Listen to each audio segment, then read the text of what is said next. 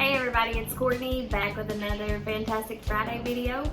In this video we explain how we support our customers in not only rebuilding a fan, but also with the transportation of that fan.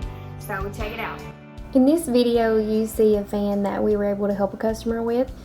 We picked this fan up from the job site and brought it back to our facility to do a full inspection.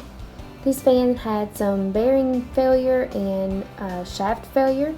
We were able to replace those failed components as well as recondition this fan with blasting and painting. As you can see in this video, the guys are loading this fan back onto the trailer using one of our mini cranes. We have several, and this one in particular is a 20-ton crane. We were able to expedite the turnaround time for the customer to limit their downtime, saving them on production time and money.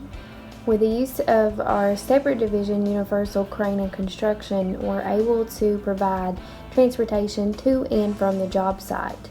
We have several trucks and trailers of different styles and configurations. This is really convenient for those customers who need their fan delivered quick. Universal Crane and Construction is exclusive to Paul's Fan Company. And if you have any questions about Paul's Fan Company, Universal Crane and Construction, or any type of assistance with your fan, give us a call or direct message us on Facebook, and have a great weekend.